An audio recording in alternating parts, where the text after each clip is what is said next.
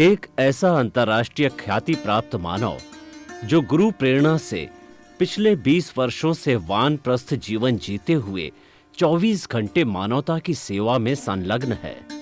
एक ऐसा मानव जो अभी राष्ट्रीय, अंतर्राष्ट्रीय टीवी चैनलों पर 7,500 एपिसोड के माध्यम से सनातन सत्य, आत्मविज्ञान एवं पुनरुत्थान, व्यवहार एवं निश्चय जगत के जीवनोपयोगी विषयों पर हृदय स्पर्शी प्रवचन कर चुका है।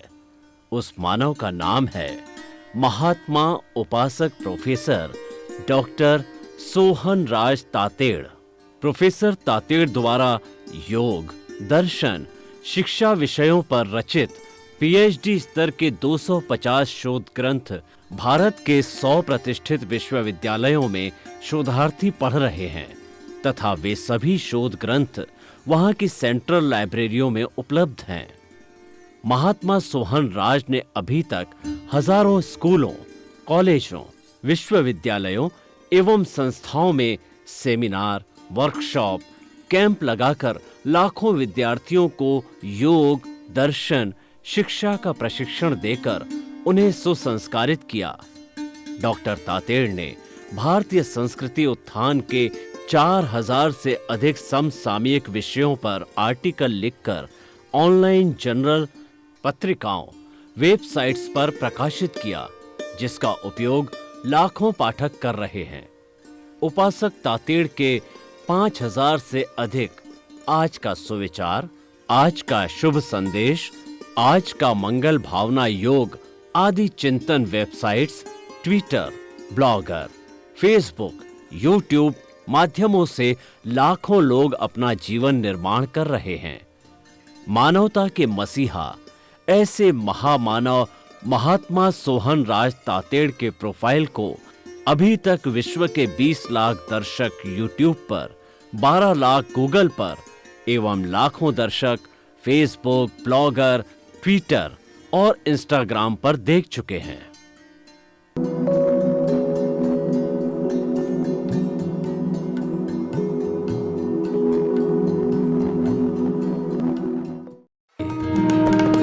सुनिए, देखिए, समझिए सनातन सत्य।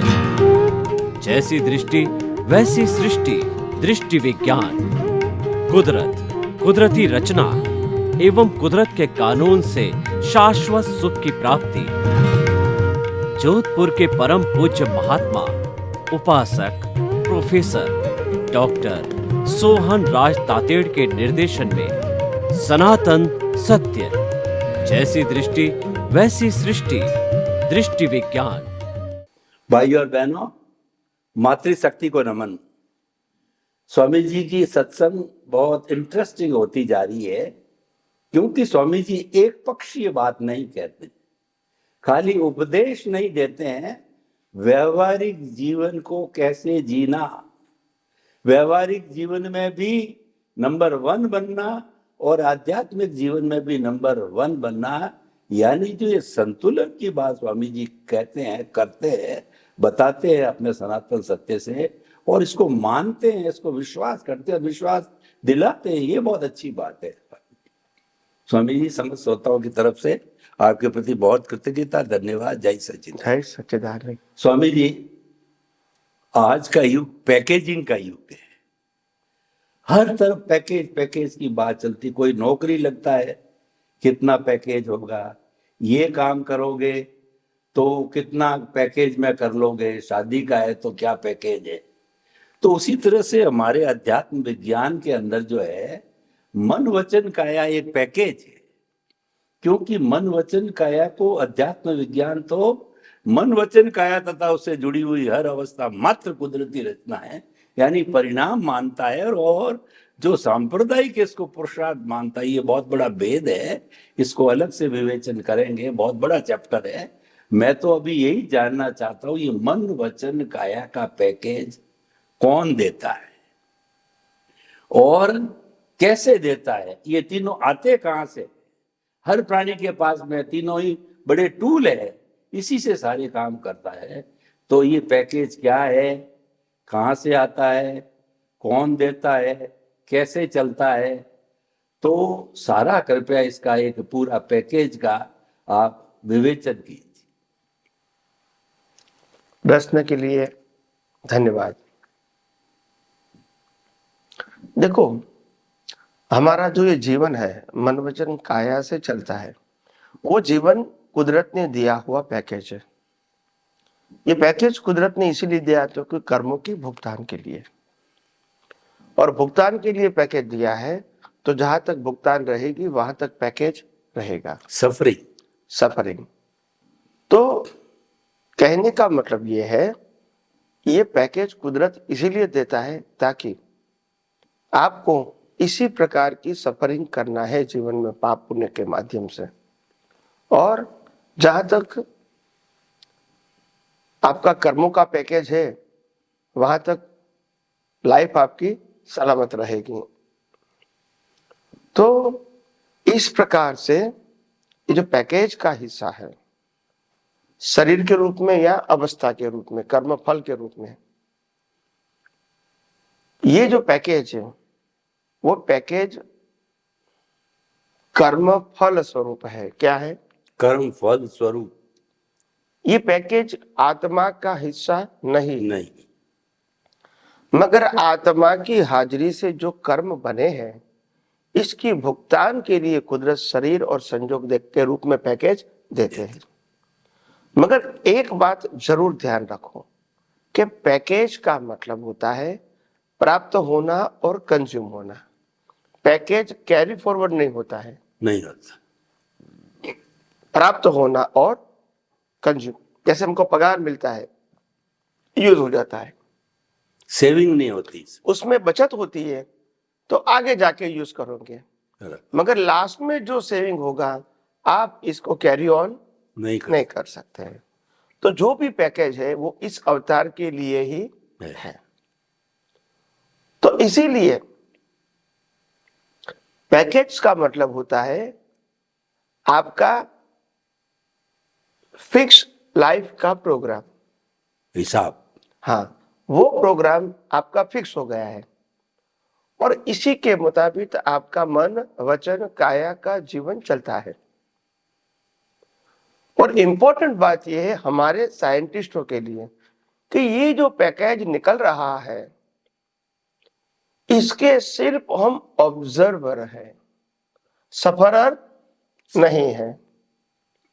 सफरर तो प्रकृति है, हम ऑब्जर्वर हैं, और ऑब्जर्वर और सफरर दोनों हमेशा अलग अलग होते हैं, और कैटालिस्ट भी अलग है। तो जहां तक आप पैकेज के ऑब्जर्वर है, वहां तक पैकेज की कोई इफेक्ट ऑब्जर्वर को नहीं होती है।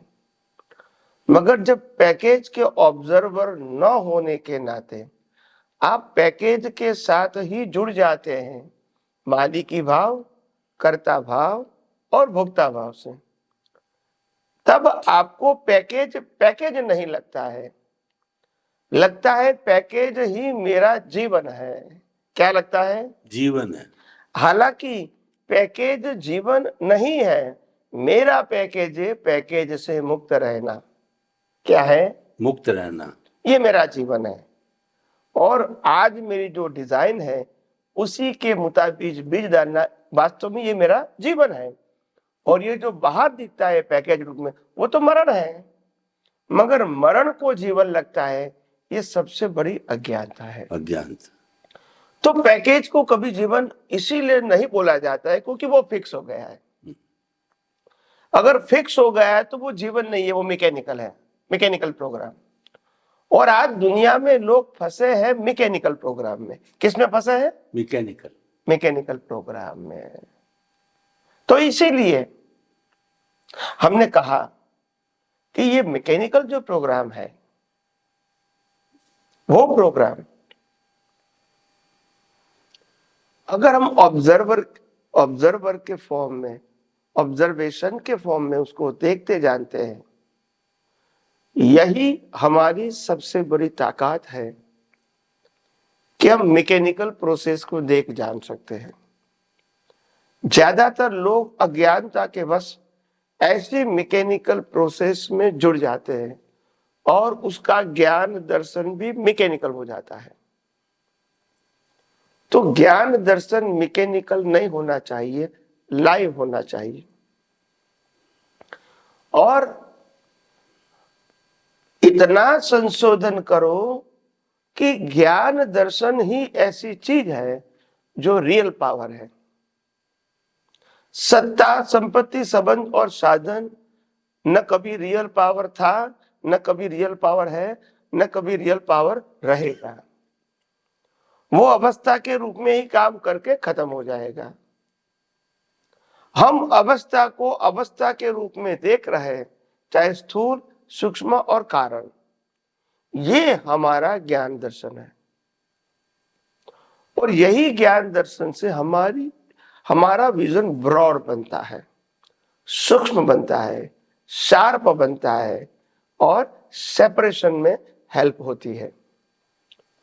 तो हर बातों में जो पैकेज की बात होती है, वो पैकेज का अगर हम ऑब्जर्वर बनते हैं तो मैं समझता हूं आध्यात्म मुक्ति के मार्ग में आगे बढ़ना आपके लिए आसान हो जाता है, क्योंकि पैकेज खुद ही फिक्स है और एवरी मोमेंट अपने आप कंज्यूम हो रहा है। उसमें डीप जाने से कोई मतलब नहीं है। तो वैसे भी आगे आगे बात करते रहेंगे। स्वामी जी, आपका बहुत बहुत धन्यवाद।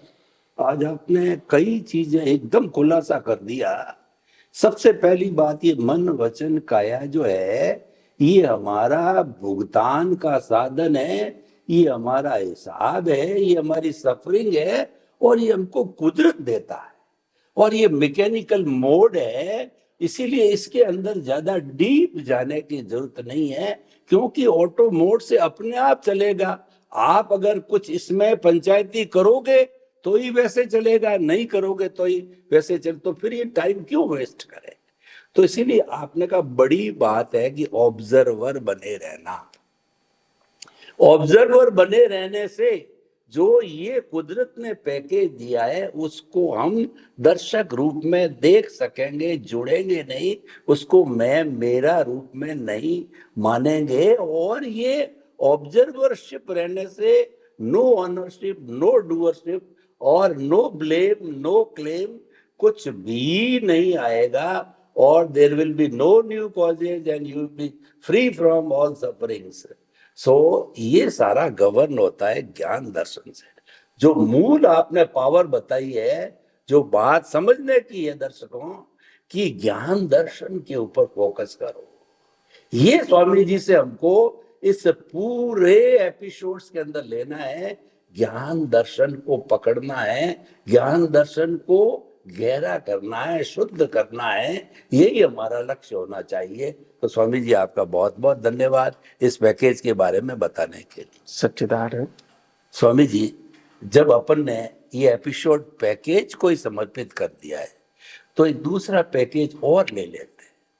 अभी आपने बताया कि कर्मों के कारण जीवन चलता है, कर्मों के कारण मन वचन काया का पैकेज चलता है और कुदरत जो है अपनी ड्यूटी के अंतर्गत उसने ले लिया आपका, जो पुराने समय के अंदर आपकी डेथ होने के समय में एज ए जो आपने कॉपी सुपुर्द की आंसर शीट को, तो रिजल्ट उसने कहा मैं दूंगी।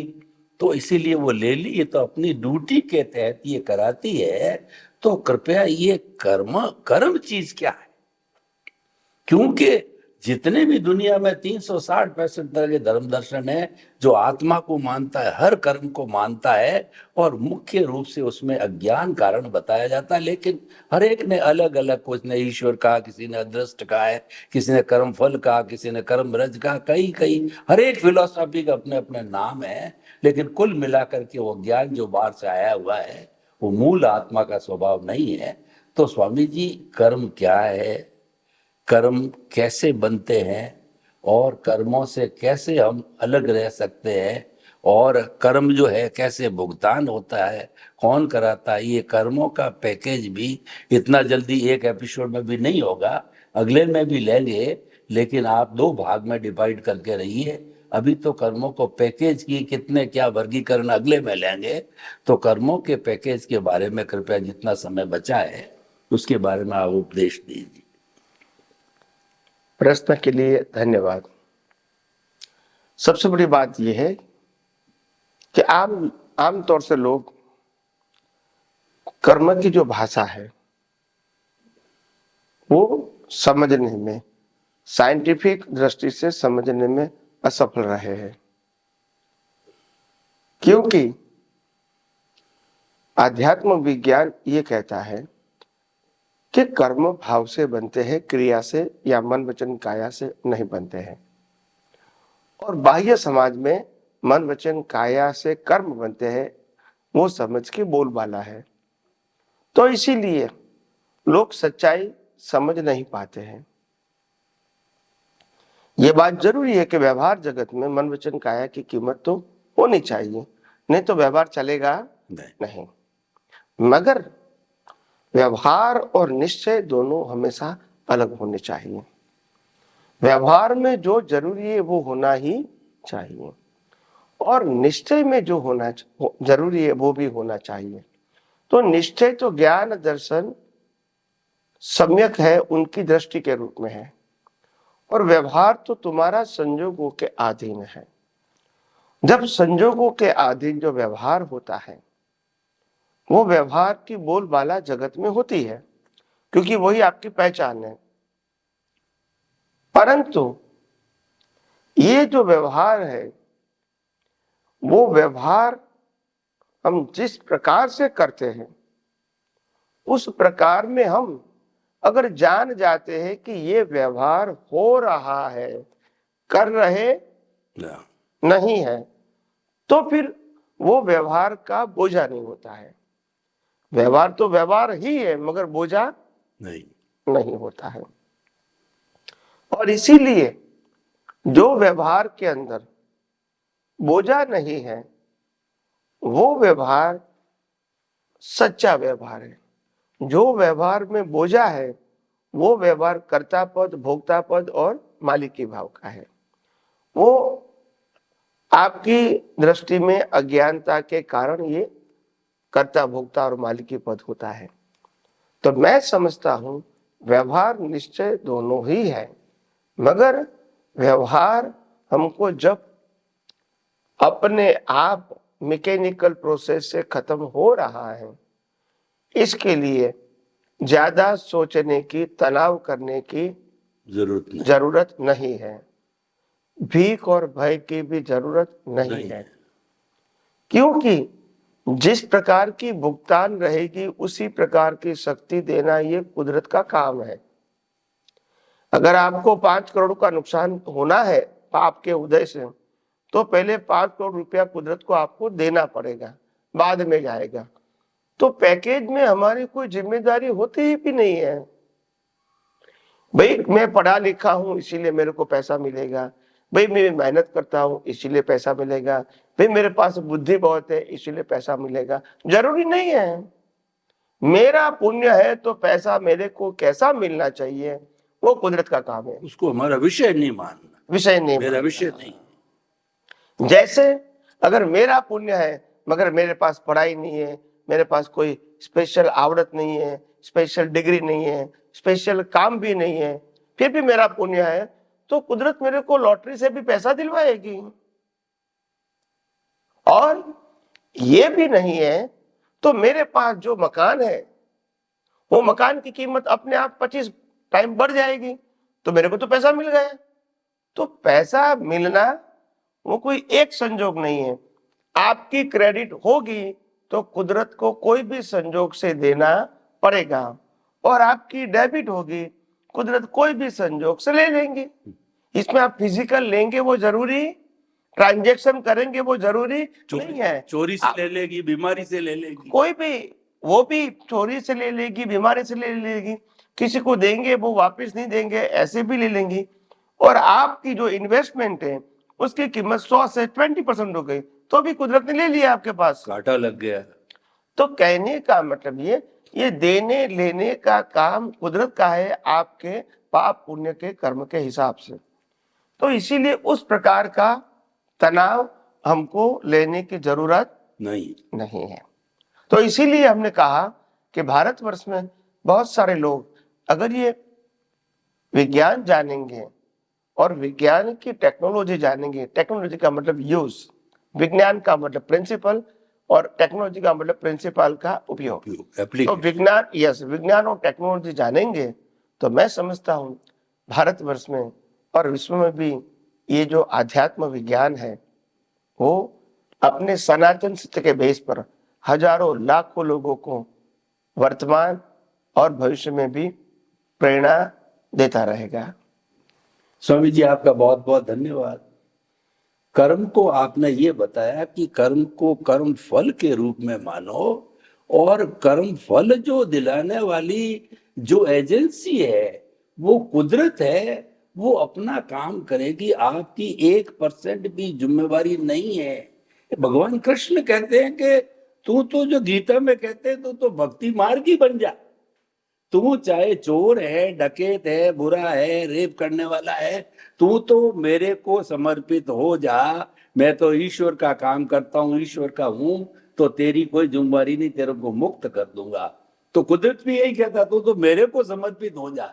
सुबह से शाम, जन्म से मृत्यु, जब तक मुक्त नहीं होता है तो मुक्त करने की जिम्मेवारी कुदरत लेती है।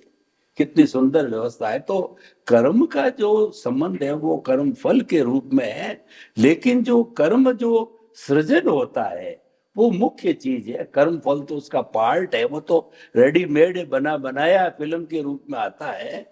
तो स्वामी जी जो है, अब हमारा जो एपिसोड का समय तो कम है, लेकिन फिर भी कर्म फल की बात तो आपने कही, लेकिन कर्म का जो दूसरा पार्ट है कि ये सृजन कैसे होता है, तभी तो मिलता है। अगर ये सृजन ही नहीं होगा तो किस तरीके से कर्म फल मिलेगा। तो जितना समय बचा हुआ है संक्षेप में बता दें कि कौन सी एजेंसी जो है ये कर्म बनाती है या कर्म फल बनाती है, किस रूप में बनाती है, कृपया वो थोड़ा संक्षेप में बताइए, क्योंकि समय बहुत कम है। प्रश्न के लिए धन्यवाद। देखो, कर्म बनने की प्रक्रिया वो भाव सत्ता है। भाव का मतलब आपको भाव करना पड़ेगा, चाहे अज्ञानता से करो, ज्ञानता से करो, जानबूझ के करो, बिना जानबूझ के, मगर भाव की प्रक्रिया में हमेशा लाइवनेस रहेगी। क्या रहेगी? लाइवनेस। जीवंतता। जड़ व्यक्ति भाव नहीं कर सकता है, मैकेनिकल पार्ट भाव नहीं कर सकता है, मन वचन काया भाव नहीं कर सकता है, क्योंकि मैकेनिकल है। मगर जो लाइव ईगो है वो कभी मैकेनिकल, जीवित है, तो वो भाव करेगा। सपने में भी भाव करेगा, माता के गर्भ में भी भाव करेगा, खुली आंखें भी भाव करेगा और बंद आंख में भी भाव करेगा। तो भाव से ही कर्म बनते हैं, और भाव होता है आपके वर्तमान ज्ञान दर्शन के ऊपर आधारित है। आपका वर्तमान ज्ञान दर्शन के आधार से जो संयोग आपको दिखेगा, समझ में आएगा, उसी प्रकार का सार निकाल के भाव करोगे कि ये चीज मेरे को अपनानी है या नहीं अपनानी है। तो इसीलिए जो भाव है वो कभी दिखते नहीं है, इज इक्वल टू कर्म कभी दिखते नहीं है। और जो दिखता है विचारों के रूप में, वाणी के रूप में, वर्तन के रूप में, वो कर्म नहीं है, कर्म फल है, और वो ऑटो मोड है। मगर आज लोगों की अज्ञानता के कारण कर्म फल को ही कर्म मान के लोग डरे हुए हैं, और डरने के बाद वो भीख और भय में चले जाते हैं। तो इसीलिए मैं मानता हूं कि यह आध्यात्म विज्ञान के माध्यम से लोग कर्म और कर्म फल की परिभाषा को सनातन सत्य के रूप में जाने, समझें, और इस विज्ञान का आत्मसात करके, अनुभव करके अपने जीवन को बिल्कुल ट्रांसपेरेंट बनाए और अनेक व्यक्तियों को वो अनुभव का विज्ञान बांटते रहे। क्योंकि ये विज्ञान जब कुदरत का है तो लोगों को बांटना हमारे लिए आसान हो जाता है। मगर कई सारे लोग ऐसे भी होते हैं, ये विज्ञान के मालिक बन जाते हैं और बाद में वो विज्ञान स्थगित हो जाता है। क्या हो जाता है? स्थगित। तो इसीलिए मैं मानता हूं बिना असर का कि अध्यात्म विज्ञान तो लाइव होना चाहिए। जब अनुभव करते उपयोग करते तब भी लाइव होना चाहिए, दूसरे को बताते तब भी लाइव होना चाहिए, और दूसरा व्यक्ति तीसरों को बताते तब भी लाइव होना चाहिए। कोई जगह मालिक की होनी नहीं चाहिए। यही आगे बढ़ने का सही मार्ग है। स्वामी जी, अभी जो आपने बताया कि जो कर्म है वो लाइवनेस है, क्योंकि भाव जगत से जुड़ा हुआ है। तो भाव जगत है, हमारा ज्ञान दर्शन है, हमारा अनुभव है, हमारी जो जागृति है, ये सब लाइवनेस की ओर जाते रहे। तो लाइवनेस होती है तभी जो है वो जीवंत हो जाता है। कई बार हम देखते हैं कि कोई प्रवचन करता है और उसमें जीवंतता नहीं होता तो व्यक्ति उबासी लेता है, नींद आती है। लेकिन अगर उसमें लाइवनेस होती है, उसको इंटरेस्ट आता है, एक एक शब्द को सुनता है, आत्मसात करता है, तो लाइवनेस कर्म बनाता है। और आप देखिए भ्रूण निकलता है, भ्रूण में भी लाइवनेस होती है, जो फलक निकलते हैं। और अगर भूंजे हुए किसी गेहूं के दाने को डालें तो नहीं होगा। तो स्वामी जी, तो जितना हमारे पास में अब थोड़ा सा समय और बचा है, तो उस जो है वो हम जो है उस समय को उपयोग करने के लिए आपका जो है अनुग्रह चाहते हैं कि आपकी कृपा दृष्टि इसी तरह से बनी रहे और आप जीवंतता लाते रहे अंत तक, ताकि हमारे जो श्रोतागण हैं वो आपकी हर बात को आत्मसात कर सके। आपके प्रति बहुत बहुत धन्यवाद, कृतज्ञता। जय सच्चिदानंद। जय सच्चिदानंद।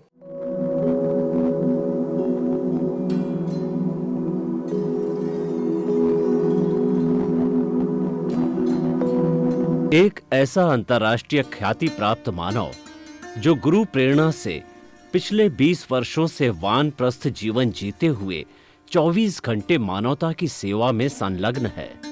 एक ऐसा मानव जो अभी राष्ट्रीय, अंतर्राष्ट्रीय टीवी चैनलों पर 7,500 एपिसोड के माध्यम से सनातन सत्य, आत्मविज्ञान एवं पुनरुत्थान, व्यवहार एवं निश्चय जगत के जीवनोपयोगी विषयों पर हृदय स्पर्शी प्रवचन कर चुका है। उस मानव का नाम है महात्मा उपासक प्रोफेसर डॉक्टर सोहन राज तातेड़। प्रोफेसर तातेड़ द्वारा योग, दर्शन, शिक्षा विषयों पर रचित पीएचडी स्तर के 250 शोध ग्रंथ भारत के 100 प्रतिष्ठित विश्वविद्यालयों में शोधार्थी पढ़ रहे हैं तथा वे सभी शोध ग्रंथ वहां की सेंट्रल लाइब्रेरियों में उपलब्ध हैं।